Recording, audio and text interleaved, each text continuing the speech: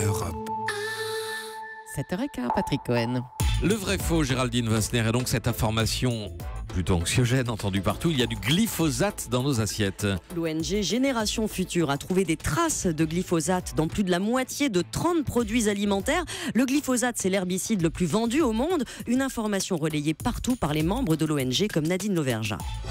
On a retrouvé plusieurs milliers de microgrammes dans certaines des échantillons analysés. C'est pas anodin, ça fait partie des niveaux qui sont relativement élevés.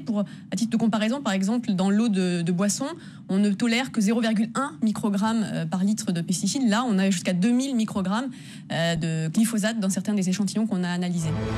Jusqu'à 2000 microgrammes de pesticides dans certains aliments, c'est vrai ou c'est faux? C'est vrai, Patrick, mais qu'est-ce que ça représente, 2000 microgrammes? Est-ce que c'est beaucoup ?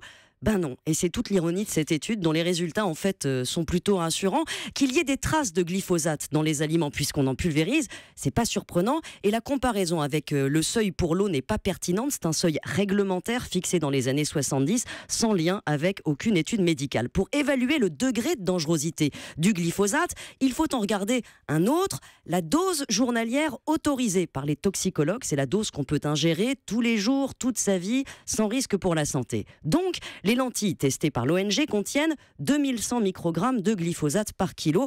Eh bien, il faudrait que vous en mangiez 8,5 kg tous les jours pour atteindre cette dose journalière autorisée. C'est pas mal. Même calcul avec les céréales, il faudrait avaler 160 paquets de la marque testée tous les matins et 1 tonne de pâtes par jour trop. Toute votre vie.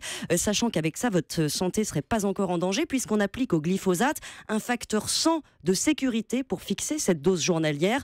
Donc 2000 microgrammes, ça fait peur, mais hors contexte, ça veut pas dire grand-chose. Mais c'est l'accumulation de petites doses que dénonce l'ONG.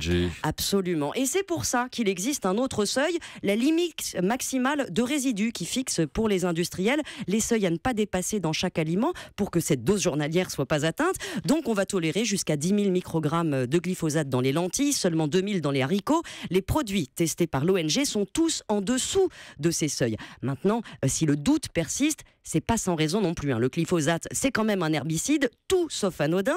Et depuis des années, la communauté scientifique se divise sur le caractère cancérogène ou non du produit. À quelle dose est-il dangereux? Où placer le curseur du principe de précaution? Dans quelques semaines, la Commission européenne doit se prononcer sur l'avenir de l'herbicide en Europe. Et c'est toute la raison du battage actuel. Les lobbies de l'industrie agrochimique sont mobilisés, mais les lobbies environnementaux ne sont pas en reste. Merci à vous, Géraldine Wassner, et à demain. Europe 1.